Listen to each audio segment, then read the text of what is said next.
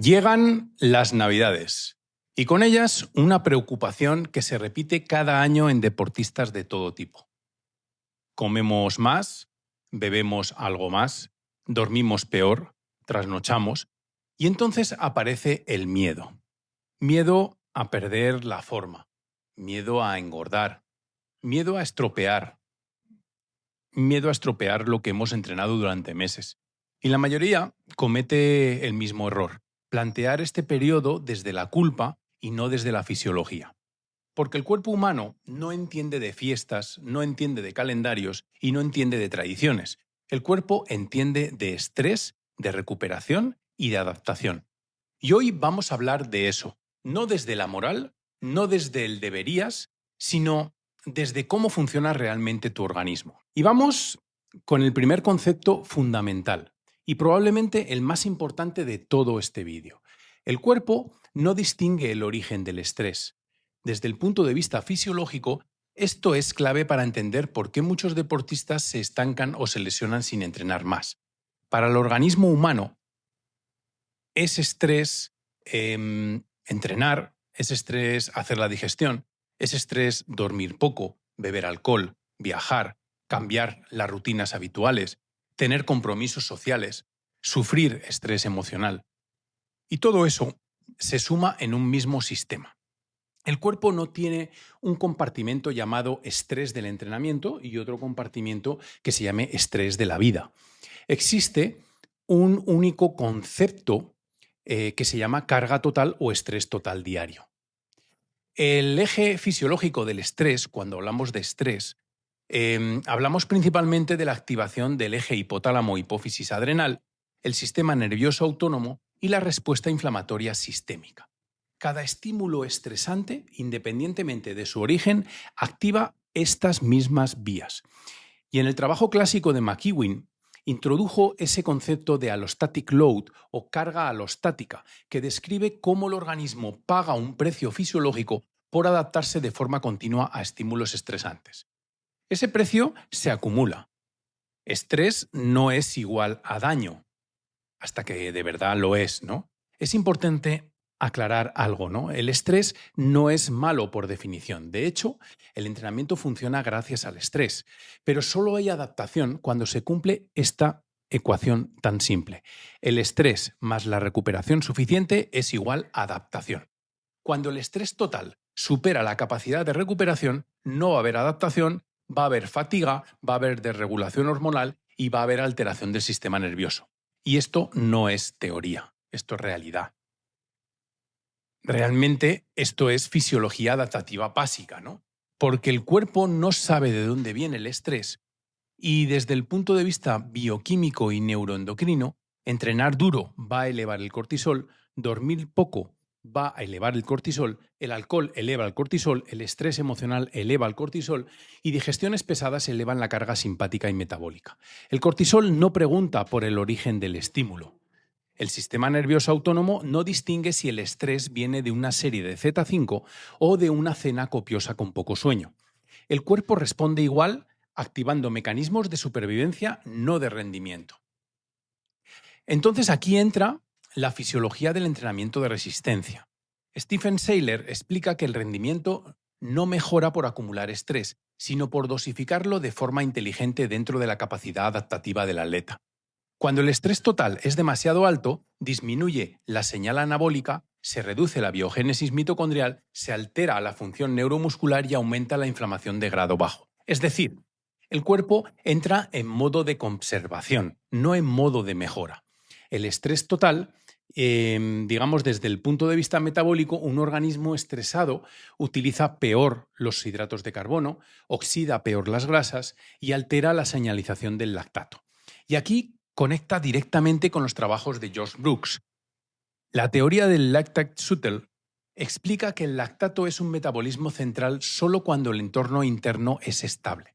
En contextos de alto estrés total, el lactato deja de ser un combustible inteligente y se convierte en un marcador de desorganización metabólica. Por eso, entrenar duros en periodos de alta carga externa no produce la adaptación que debería. Aunque los números parezcan buenos del entrenamiento, en el Training Peaks, pues no lo van a ser. Realmente la Navidad no es un problema en sí. Es simplemente un periodo donde cambia la alimentación, donde cambia el sueño, donde cambia la rutina, donde aumenta la carga social, donde aumenta el estrés emocional positivo, que también cuenta. Y desde la fisiología eso significa una cosa muy clara. El estrés total aumenta aunque el entrenamiento sea el mismo. Y cuando el estrés total cambia, el entrenamiento debe ajustarse, no para compensar, sino para seguir siendo eficaz. Y ese es uno de los errores, ¿no? El error clásico es pensar que como entreno menos, perfecto, entreno más duro. Y desde la fisiología esto es totalmente incoherente. Compensar es sumar estrés cuando lo que ha cambiado es la capacidad de recuperación. Y esto no acelera la adaptación. Realmente lo que hace es bloquearla. Y esto realmente no es una opinión mía, no es una estrategia motivacional, no es ninguna excusa, es fisiología humana básica. El cuerpo no entiende de Navidad, entiende de estrés total. Y cualquier periodo donde ese estrés cambia, como ocurre en estas fechas, obliga a reajustar el entrenamiento. No para entrenar menos, sino para seguir entrenando de una forma inteligente. Hablemos ahora de la digestión, porque aquí aparece uno de los errores más frecuentes en periodos como la Navidad. Después de una comida copiosa, ocurre algo muy concreto y muy bien descrito en fisiología humana. El organismo redistribuye el flujo sanguíneo. Una parte importante de la sangre se dirige hacia el sistema digestivo, estómago, intestino, hígado y páncreas. Y este fenómeno se conoce como hiperemia esplácnica. Y es un mecanismo fisiológico normal y necesario.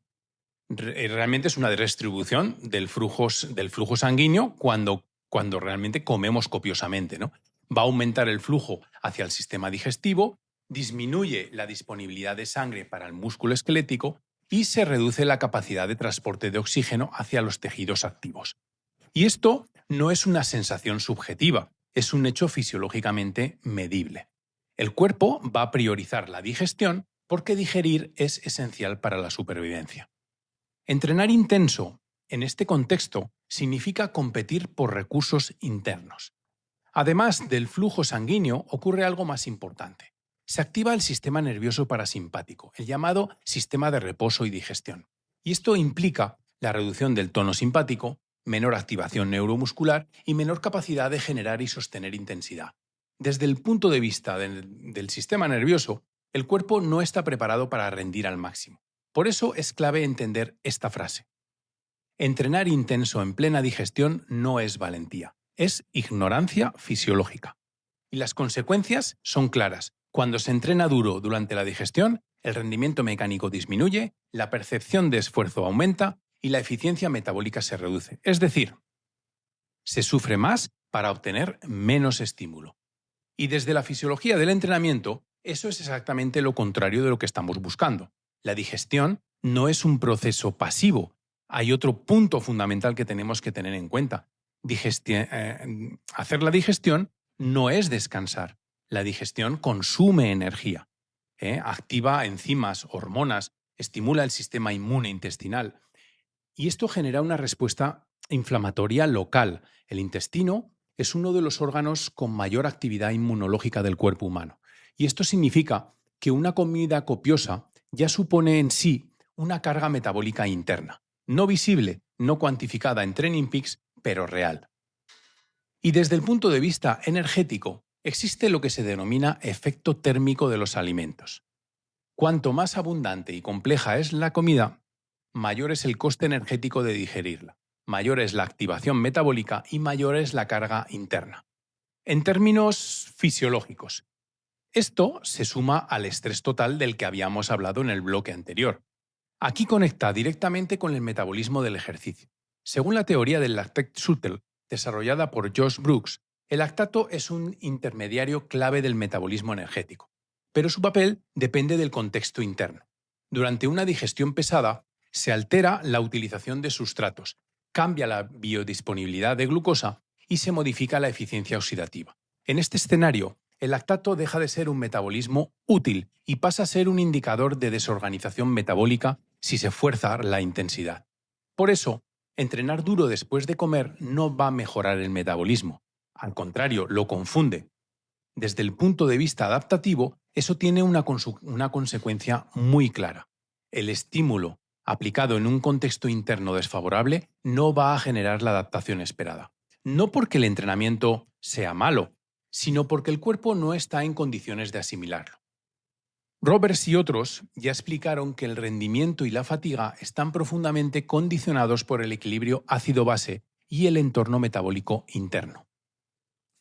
La digestión pesada altera ese equilibrio. Y aquí hay un error muy común en Navidad, ¿no? Un error típico. He comido mucho y voy a entrenar fuerte para compensar.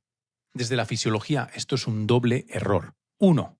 Ya existe una carga interna elevada por la digestión. Y 2. El entrenamiento intenso añade una carga externa que el cuerpo no puede integrar en ese momento. El resultado no es mejora, es estrés innecesario. Desde el punto de vista fisiológico, una comida copiosa ya es entrenamiento para el organismo, aunque no cuente como sesión deportiva. Sumar entrenamiento duro no va a mejorar esa adaptación, la va a empeorar. Por eso, en periodos como la Navidad, Año Nuevo, no se trata de entrenar menos por miedo, sino de entrenar en el momento adecuado y con la intensidad adecuada. Porque el cuerpo no necesita castigo, necesita coherencia fisiológica. Aquí es fundamental aclarar un concepto clave. Un concepto que todavía hoy se malinterpreta mucho en el mundo del entrenamiento. El lactato no es un residuo, no es un desecho, no es nuestro enemigo. El lactato es un metabolismo central del metabolismo energético. Y esta idea quedó perfectamente establecida con la teoría del lactate shuttle, desarrollada por Josh Brooks.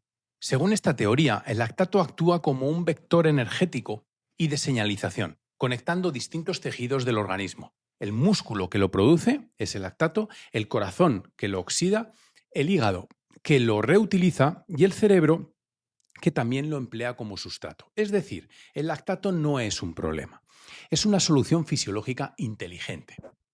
Ahora bien, ahí viene el matiz fundamental. El lactato nunca debe interpretarse de forma aislada. Su significado fisiológico depende completamente del contexto interno en que se produce.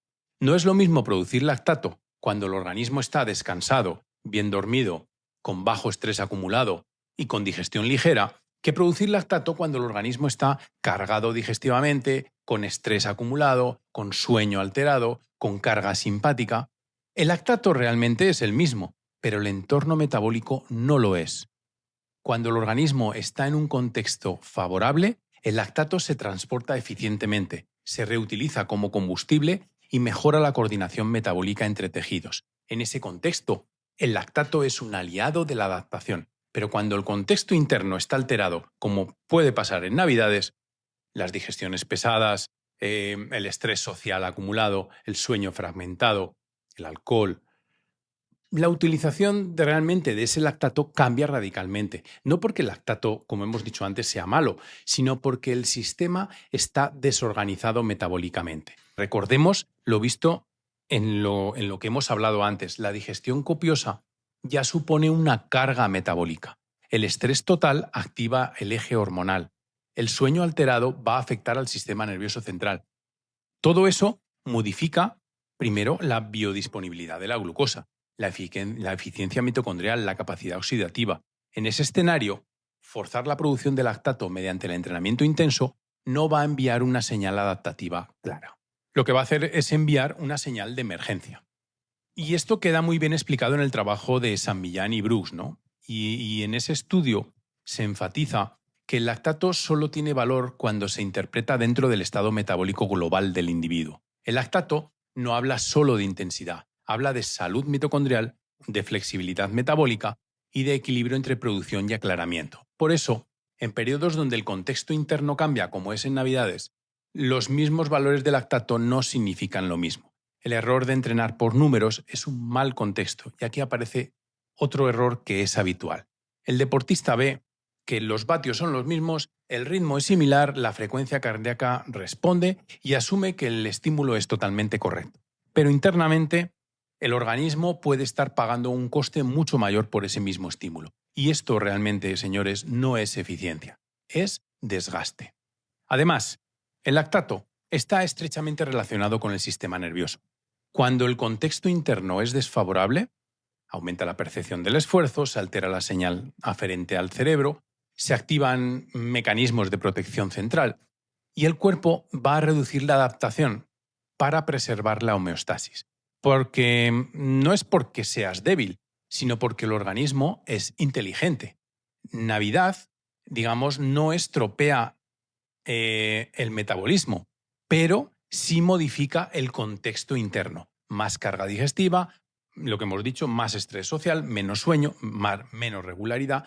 Y desde la fisiología, esto significa una cosa muy clara. El significado del lactato cambia en Navidades. Cuando el significado del lactato cambia, lógicamente el entrenamiento debe de adaptarse. Y no porque entrenar sea malo en Navidades, sino porque el cuerpo necesita coherencia interna para adaptarse. Por lo tanto, el lactato, como hemos dicho, no es un enemigo, nunca lo ha sido.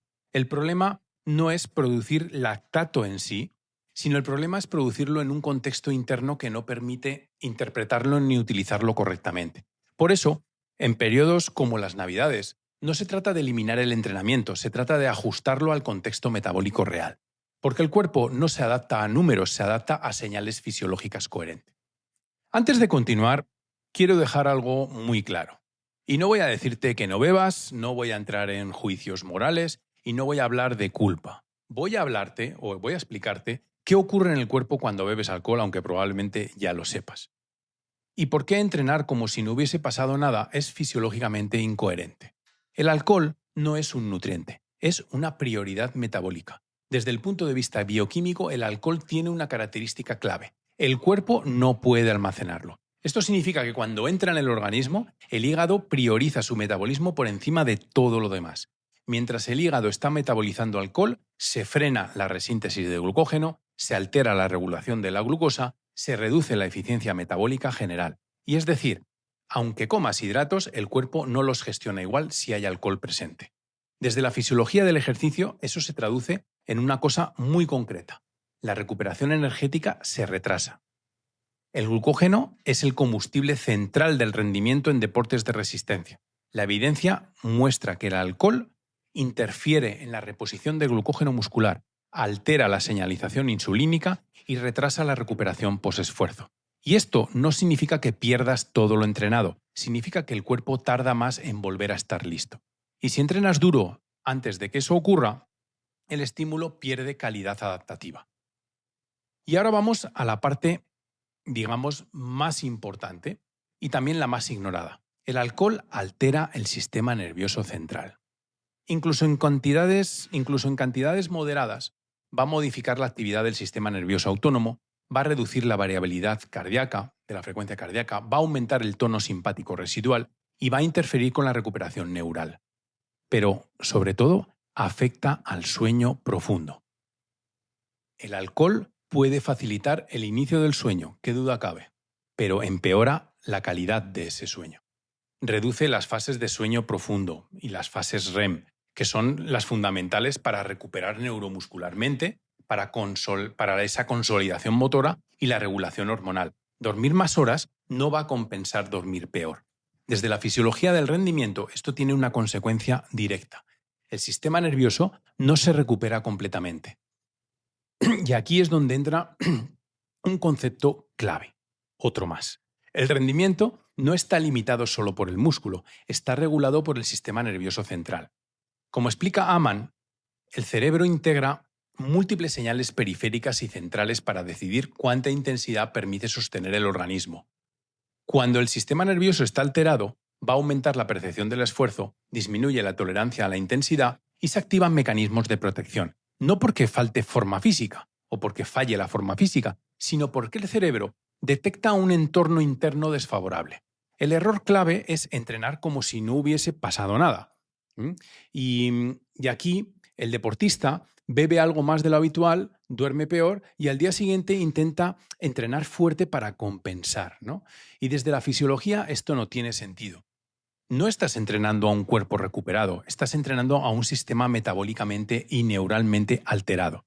Y el resultado no es la adaptación, es estrés añadido. Además, el alcohol modifica la relación entre la producción de lactato, el aclaramiento del lactato y la percepción del esfuerzo. Puedes producir lactato a intensidades más bajas, sentirte peor a igual carga y pensar que estás fuera de forma. Y realmente no lo estás. Estás entrenando en un mal contexto interno. En Navidad, el consumo ocasional del alcohol suele aumentar. Y desde la fisiología esto implica una cosa muy simple. Hay que ajustar el entrenamiento al estado real del organismo. No eliminarlo, no castigarse, no forzarlo, sino simplemente ajustarlo.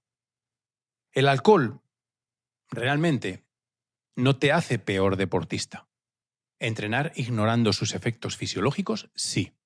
El problema no es beber, el problema es entrenar como si el cuerpo no hubiese cambiado. Porque el rendimiento no depende solo de los músculos, depende en gran parte de un sistema nervioso central bien regulado. Y cuando ese sistema está alterado, forzar la intensidad no es entrenar mejor. Dormir peor no es solo sentirse cansado. Esa es la interpretación superficial. Desde la fisiología, dormir peor significa alterar profundamente los mecanismos que permiten adaptarse al entrenamiento. Cuando el sueño se acorta o se fragmenta, algo muy habitual en periodos como la Navidad, ocurre varios procesos clave. Durante el sueño profundo se producen picos fundamentales de hormona de crecimiento. Esta hormona no solo está relacionada con el crecimiento, sino con la reparación tisular, la síntesis proteica y la recuperación del sistema musculoesquelético. Dormir peor va a implicar menos liberación de hormona de crecimiento y, por tanto, peor recuperación estructural. Además, se altera el equilibrio del eje cortisol-testosterona. El cortisol tiende a mantenerse elevado y la testosterona tiende a disminuir. Y este desequilibrio hormonal no favorece en nada la adaptación, como es lógico. Va a favorecer la conservación y la protección. Pero quizás lo más importante ocurre a nivel neural. El sueño es esencial para la consolidación de patrones motores, para la recuperación del sistema nervioso central y para la regulación del sistema nervioso autónomo. Dormir peor va a significar un mayor tono simpático basal, menor capacidad de activación eficiente y una peor coordinación neuromuscular. Es decir, el cuerpo no solo rinde peor, sino que controla peor el movimiento. Otro punto clave, y poco visible también, es la restricción o fragmentación del sueño que va a afectar la inflamación de bajo grado. Y no hablamos de inflamación aguda evidente, sino de un estado inflamatorio silencioso que interfiere con la señal adaptativa, que empeora la recuperación y que aumenta el riesgo de lesión. Desde la fisiología, un organismo inflamado no está en condiciones óptimas para recibir estímulos intensos. Y aquí aparece otro concepto, ¿no? Hoy estoy con conceptos. Los estudios en neurofisiología del ejercicio muestran algo muy interesante. La percepción del esfuerzo aumenta antes de que caiga el rendimiento objetivo. Es decir, el cuerpo avisa antes de fallar. Investigaciones lideradas por Aman demuestran que el cerebro regula el rendimiento integrando señales periféricas y señales centrales para proteger la homeostasis cuando el sueño es deficiente. El cerebro, digamos que recibe señales de amenaza, se incrementa la percepción del esfuerzo y se limita voluntariamente la intensidad sostenible. Y esto sucede porque el organismo detecta un contexto, como hemos dicho antes, desfavorable. Sentirse más fatigado tras dormir mal no significa estar peor entrenado, significa que el sistema nervioso central ha elevado el umbral de protección. Y como muestran Lane y Sherwin, la fatiga es un fenómeno neurobiológico, no solo muscular. Forzar intensidad en este contexto no entrena la fortaleza mental, entrena el conflicto fisiológico. En Navidad, dormir peor es frecuente, es lo normal. Los horarios son irregulares, las cenas son tardías, hay consumo de alcohol, hay cambios en la rutina, hay estrés, aunque sea positivo. Y desde la fisiología esto implica una cosa muy clara.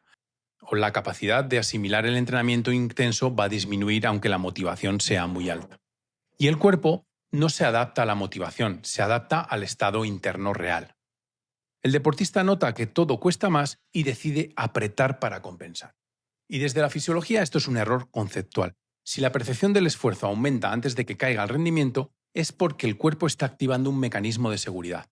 Forzar en este contexto no es ir contra la pereza, es ir contra un sistema de protección biológica.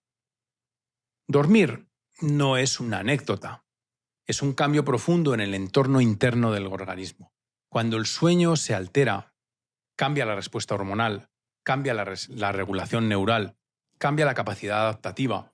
Y cuando cambia la capacidad adaptativa, el entrenamiento debe ajustarse. Y no porque seas menos disciplinado, sino porque el cuerpo es inteligente y prioriza la supervivencia sobre el rendimiento. Y aquí aparece el error clásico de Navidad. Un error muy común incluso en deportistas experimentados. He comido más, he bebido algo más, así que ahora entreno más para compensar. Y desde la fisiología del rendimiento, como hemos dicho antes, esto no es solo incorrecto, sino es contraproducente. Y es un error doble. El error número 1, sumar estrés a un organismo ya cargado. Como hemos visto antes, en Navidad el organismo suele llegar ya con mayor carga digestiva, con peor calidad de sueño, con más estrés social, alteraciones del sistema nervioso, y esto significa una cosa muy simple. El estrés interno ya es más alto de lo habitual per se. Y cuando decides entrenar más duro para compensar, no restas estrés, no equilibras el sistema, añades aún más carga a un organismo con menor capacidad de recuperación. Y desde la fisiología, esto va a romper la ecuación básica de la adaptación que hemos nombrado antes. Estrés más recuperación igual a mejora. Aquí hay estrés, pero la recuperación está totalmente limitada. El resultado no puede ser adaptación. Y ahí entramos con el error número 2, reducir la capacidad adaptativa. Y es el segundo error que no es tan evidente como el primero, pero es más grave. Entrenar duro en un contexto interno desfavorable reduce la capacidad del cuerpo para adaptarse a estímulos futuros. ¿Y por qué? Pues porque el organismo entra en un estado de conservación energética, protección neural, inhibición de señales anabólicas, y en lugar de construir, el cuerpo lo que va a hacer se va a defender. Y esto explica por qué muchos deportistas no rompen en Navidad, pero sí se sienten planos, bloqueados o estancados después de pasarla. No perdieron la forma, perdieron capacidad de adaptación. Aquí cabe recordar el trabajo de Seiler, que demostró que el rendimiento en deportes de resistencia no depende de entrenar siempre más duro, sino de cómo se distribuye la intensidad a lo largo del tiempo. Los atletas que mejor rinden no acumulan castigo, no entrenan duro cuando el contexto no lo permite y respetan los periodos de consolidación. La intensidad es una herramienta potente, pero solo cuando el organismo está preparado para recibirla.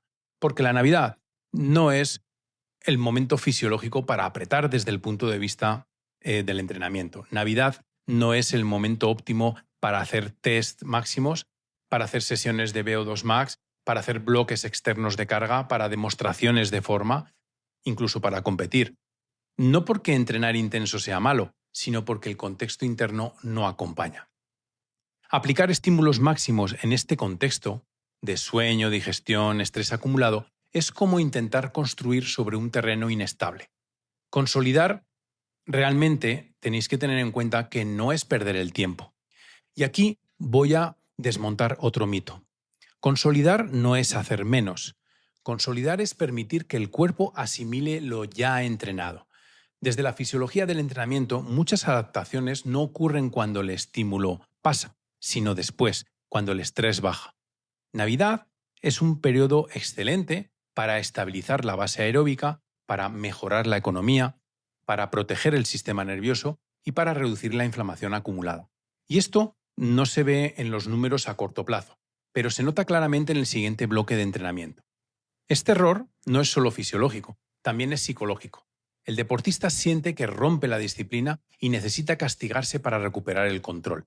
Desde una perspectiva científica, esto no es disciplina, es desconocimiento del proceso adaptativo. Y el cuerpo no responde al castigo, responde a señales coherentes. Compensar entrenando más duro en Navidades no va a acelerar la mejora, la va a retrasar, porque suma estrés cuando la capacidad de recuperación está limitada y reduce la capacidad adaptativa futura. Navidad no es el momento de demostrar nada, es el momento de consolidar, de proteger el organismo y de preparar el siguiente bloque con inteligencia. En entrenamiento, a veces avanzar más rápido consiste en saber cuándo no apretar. Llegados a este punto, la pregunta es inevitable. Si en Navidad cambia el contexto interno del organismo, ¿qué debemos hacer con el entrenamiento? Y la respuesta desde fisiología, y yo la tengo muy clara. Además, es una respuesta tranquilizadora. 1. Priorizar Z1, Z2. En un contexto de mayor carga digestiva, de peor calidad del sueño y mayor estrés total, La intensidad debe ajustarse, pero no eliminarse. Y hay que priorizar los entrenamientos en Z1 y Z2. Y estos entrenamientos nos van a permitir mantener la estimulación aeróbica, mejorar la eficiencia mitocondrial, reducir el estrés del sistema nervioso y favorecer la recuperación activa. Este tipo de trabajo no castiga, pero sí mantiene y consolida. Y desde el punto de vista fisiológico, el metabolismo aeróbico es el más estable y el que mejor se va a adaptar a contextos variables. Segundo, hacer sesiones más cortas, mejor colocadas. En Navidad, precisamente, más no es mejor. Las sesiones más cortas van a reducir la carga total, van a mejorar la calidad del estímulo y se integran mejor en los días irregulares como son los días de Navidades. La clave no es acumular minutos, sino sobrepasar la capacidad diaria de recuperación. Una sesión corta, bien colocada, es fisiológicamente más eficaz que una sesión larga mal contextualizada. Tercero, entrenar lejos de la digestión. Este punto es tremendamente esencial. Desde la fisiología, la recomendación es clara: entrenar cuando el cuerpo no está digiriendo. Eso significa priorizar entrenamientos en ayunas o en semiayuno si la persona está adaptada.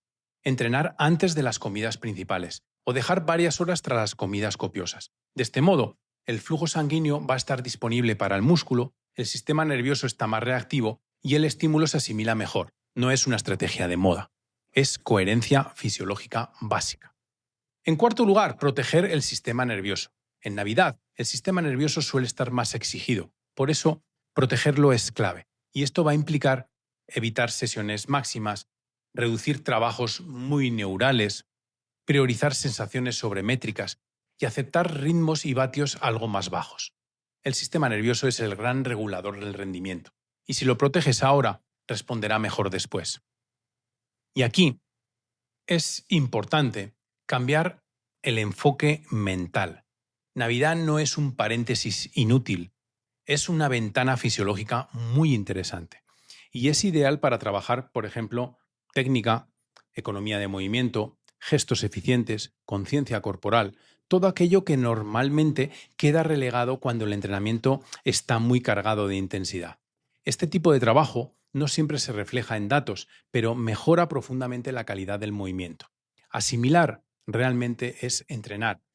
Aquí conviene subrayar una idea clave. Asimilar no es dejar de entrenar. Asimilar es permitir que el organismo intente integrar todo lo que se ha estimulado.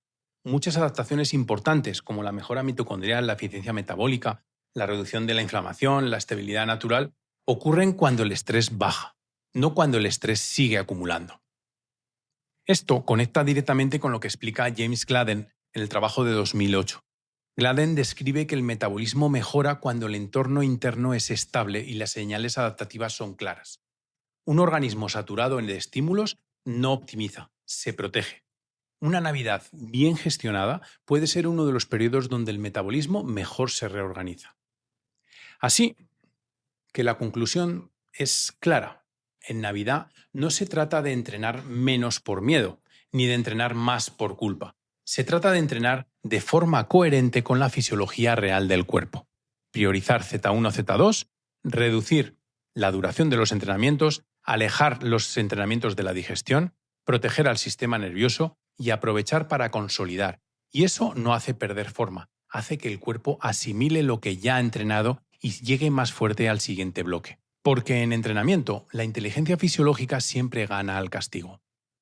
Y ahora, permitirme cerrar con una opinión personal basada en muchos años de experiencia propia, clínica y de análisis fisiológico y de acompañamiento a deportistas de todos los niveles. La gran mayoría de deportistas no pierde la forma en Navidad, la pierde en enero. La pierde por intentar compensar algo que nunca se perdió. La pierde por castigar al cuerpo cuando el cuerpo solo estaba pidiendo coherencia. El organismo humano no necesita castigo, no necesita culpa, no necesita heroicidades innecesarias, necesita señales claras, estrés bien dosificado y recuperación respetada. Cuando eso ocurre, la adaptación llega sola. Y chicos, Navidad, aquí os enseño mi muñequito de Navidad, no es una amenaza para tu rendimiento. Es una oportunidad fisiológica. Una oportunidad para bajar carga externa, consolidar adaptaciones internas y preparar con inteligencia el siguiente bloque de entrenamiento. Recuerda esta idea simple. El cuerpo no se adapta a la culpa, se adapta a la coherencia. No entrenes contra tu cuerpo, entrena a favor de su fisiología, también en Navidad. Y dicho esto, solo me queda desearte algo muy sencillo, pero muy importante, que disfrutes de estas fiestas, que compartas, que descanses, que escuches a tu cuerpo, porque cuidar la fisiología también es parte del entrenamiento. Felices Navidades y que el próximo año te encuentre más fuerte, más consciente y mejor entrenado.